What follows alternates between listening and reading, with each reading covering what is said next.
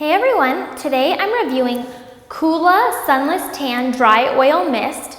I gave this self-tanning mist 2.75 out of 5 stars, so I found it to be a little bit better than average after trying it out. I got it on the Coola website. I think they're also on like Ulta and Sephora.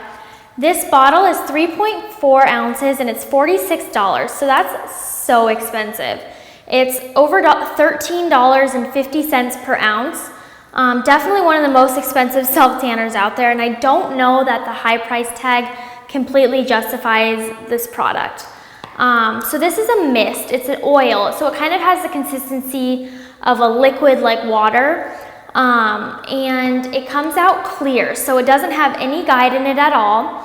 It's a pump spray, not a continuous mist, so you have to kind of pump it a lot. The pump, it's very fine, the product itself, but a lot comes out with each pump.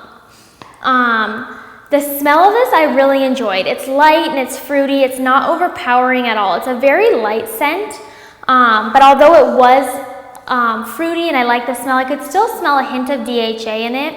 And by the next morning I could smell more DHA. The smell never got really bad, it never got as bad as some of them out there. I could just smell hints of DHA. But just wanted to make you guys aware of that. Applying this one is an absolute pain. That's one of the things I really didn't like about this one. The bottle does not work when you turn it upside down. So when I'd go to apply it to the bottom of my legs or my back or my arms, it wouldn't work. So it took so much time to apply it. I applied it in my shower, and like a lot of mists out there, some of the residue dropped to the ground, except there's no guide, so I couldn't see where it was. So I had to scrub my whole shower floor just to make sure I got all the product off. But the main pain was that you couldn't use the bottle upside down, and I saw other people had complained about that online as well. It's really difficult to use and to apply. Once I had applied it all over my body, first of all, my finger was hurting from pumping so much because it is a little difficult to pump. But after I was done, I took a tanning mitt and then just blended it in. It's a very fine mist, so I didn't really need to worry about it pooling up on my ankles or anything while I applied it. That was nice. The drying time is excellent. It dried in like 5 to 10 minutes. I didn't have any residual stickiness or wet feeling. My skin felt like velvet after it dried. It was really nice. I really enjoyed the drying time. I think because the product is so light, it helped it dry so fast. So the results, it says it's a buildable self-tanner. So I consider that a gradual self-tanner.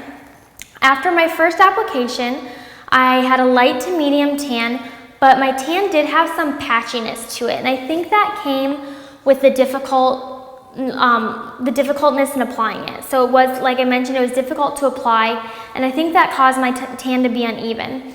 The good thing is that the tan was pretty light, so the patchiness was only noticeable to me or like when I was in the sunlight. So that was after my first application. I applied it a second day in a row to see if I could get darker, and I did get darker, but I didn't like the color as much because it was definitely orange after the second application.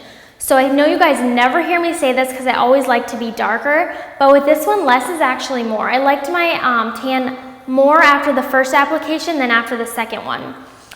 So that was something new for me. I just really didn't think the color looked good with my skin tone after 2 applications.